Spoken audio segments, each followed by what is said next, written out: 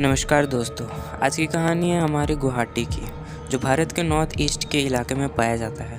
यहाँ एक खुशहाल परिवार रहता था, जिस परिवार में एक माँ जिसका नाम शंकरी देवी और उसका बेटा अमरज्योति देव और उसकी पत्नी वंदना रहा करते थे। दरअसल ये परिवार बड़े ही खुशी और मौज से रहा करते थे कि अचानक से अमरज्योति व उसके माँ गायब हो जाते हैं। अब 23 अगस्त 2022 को वंदना पुलिस स्टेशन पहुंच जाती है और कंप्लेन दर्ज करा देती है कि उसके पति और सास कई दिनों से गायब है और उनका कोई अता पता नहीं है। तो पुलिस उनकी बातों को हल्के में लेती है और अगस्त और सितंबर ऐसे ही बीत जाते हैं। ये अक्टूबर का महीना आ जाता है। वंदना फिर पुलिस के पास जाती है और पुलिस से कहती है कि उसकी सास के जो भाई हैं वो उसके पति व सास के बैंक से पैसे हड़प रहे हैं। लेकिन जब पुलिस इस मामले में छानबीन करना शुरू करती है तो कुछ दिन में पुलिस बैंक व एटीएम के सीसीटीवी कैमरे को खंगालती है, जिसमें उन्हें कुछ ऐसा दिखता है जिससे उनका सर घूम जाता है। जी हाँ, उसमें वंदना के सास का भाई नहीं बल्कि खुद वंदना ही पैसे निकालते हुए नज़र आ रही थी। लेकिन पुलिस ने वंदना से इसके बारे में अभी कुछ भी नहीं पूछा। वह चुपचाप इसके और सुराग निकालना शुरू कर दिया। वह उसके घर के आस पड़ोसियों से पूछा गया तो पता चला कि वंदना बड़े ही रंगीन मिजाज की लड़की है। वह उसके कई लड़के दोस्त थे और उनमें से एक दोस्त बड़ा ही खास था। 27 अगस्त को कुछ जलने की बदबू आ रही थी, ऐसा उसके पड़ोसियों ने बताया था, पर लोगों ने इसे अनदेखा कर दिया। और अब पुलिस वंदना को उसके घर से उठाती है और पूछताछ करने पर वो सच सामने आ जाता है। वो बताती है कि जब उसकी शादी हुई और वह ससुराल में आई तो वहाँ पर उसकी दोस्ती धनजीत देगा नामक एक शख्स से हुई, जिसके बाद ये दोस्ती कब जल्दी ही नज़दीकियों में बदलने लगी उसे उसका पता नहीं चला। और केवल धनजीत ही नहीं था, ऐसे और भी कई लड़के वंदना से नज़दीकियाँ बढ़ा रहे थे। लेकिन जब वंदना के पति को यह सब बात पता चली तो दोनों में खूब लड़ाई हुई, जिसकी आवाज़ें उनकी पड़ोसियों को भी सुनाई देती थी।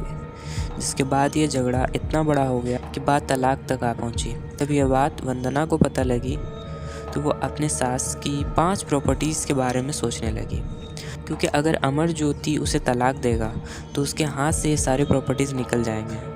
तो इसी वजह से उसने एक प्लान बनाया कि वो अमरज्योति की ज़िंदगी से भी निकल जाए और सारी प्रॉपर्टीज़ भी उसके नाम हो जाए। तो 17 अगस्त 2023 को वंदना अपने दोस्त अरूप के साथ अपने सास के घर पहुंच जाती है और दोनों ही मिलकर उसकी सास का गला घोंटकर उसकी हत्या कर देते हैं। फिर अरूप उसकी सास के छोटे छोटे टुकड़े करके एक बड़े से प्लास्टिक बैग में करके फ्रिज में रख देता है और 3 दिन गुजर जाते हैं और वो दिन आ जाता है जब अमरज्योति घर को वापस लौट आता है और वंदना उससे बड़े ही प्यार से पेश आती है ताकि अमरज्योति को वंदना पर शक न हो।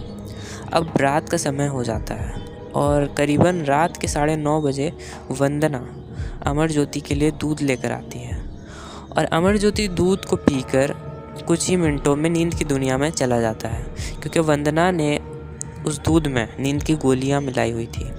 अब धनजीत और वंदना मिलकर अमरज्योति का भी वही हाल करते हैं जो उसकी सास का किया था। अब लाशों को ठिकाने भी लगाना था, तो वंदना अरूप व धनजीत के साथ मिलकर चेरापूंजी के ताउकी के इलाके में अपने सास की लाश को अलग और पति की लाश को अलग अलग करके फेंक देती है। वह घर आकर पति व सास को जिस बेड में मारा था व जिन कपड़ों में मारा था उन सभी को छत पर ले जाकर जला देती है। वह सारे कामों को अंजाम देने के बाद वंदना पुलिस के पास जाकर 2 बार अपने पति व सास को गुमशुदा होने की रिपोर्ट लिखाती है ताकि उसके ऊपर किसी भी तरह का शक ना आ जाए। पर दूसरी दफ़ा जब उसने अपने सास के भाई का नाम लिया, उसने बहुत बड़ी भूल कर दी और इसी भूल ने उसके सारे पोल खोल दिए।